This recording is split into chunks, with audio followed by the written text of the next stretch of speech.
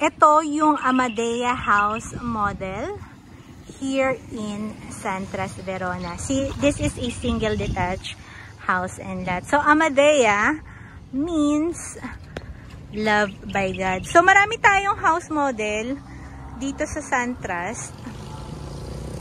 Pero ito yung only house model nila na may 5 bedrooms. So, the lot area is 176 square meter and the floor area is 149 square meter. And so, this is your carport. And since this is single detached, actually sakop mo pa yung dito sa area na to. Meron ka pang space dyan. Paikot to kasi nga single detached siya. So lahat ng sides mo may vacant lot. Yung lote nito sa likod hanggang dito siya. Yan. So check natin yung loob. So, kung medyo malaki yung pamilya mo at carry mo naman yung gantong presyo ng house, why not, diba? So, yung iba, matagal ko na nakuha ng video. Ito lang yung medyo nahuli kasi nung time na yon under house construction to eh. So, ayan. This is your sala area.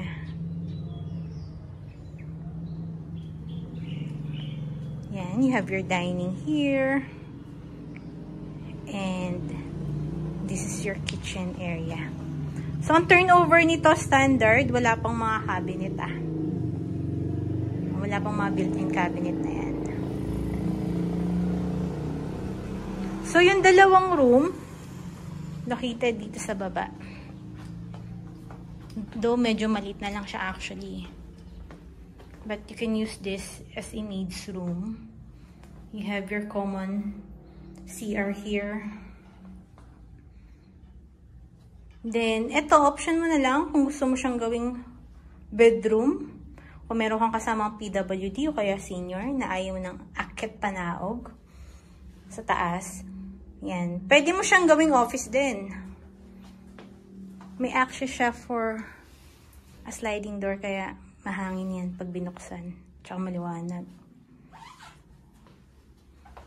Check natin yung taas. So, ito yung first floor. Check natin yung taas. Almost ano to eh. Itsura niya parang Micaela din na house unit. So, this is your may common CR ka dito. Yan. And then this is the first room. Ito na yung iyong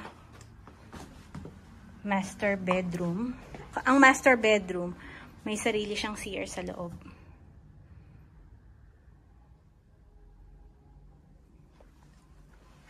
So, may kasama na rin bathtub yan.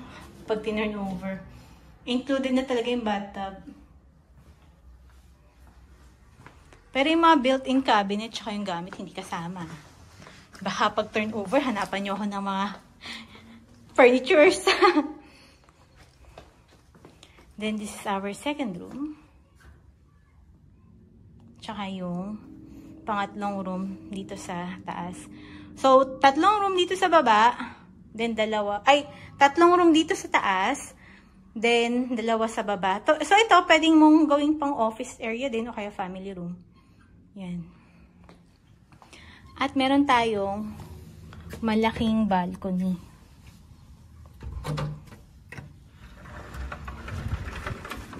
Ideal din magkaroon ng balcony dito kasi nga ang lamig. Tagaytay ano na to eh.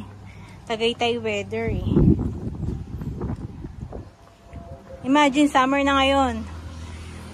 Pero ang lamig. Actually, kahit sa Santa Rosa, lamig din ngayon eh, 'di ba? Ramdam nyo ba? So, that's it. If you need the sample computation ng property na to, just let me know.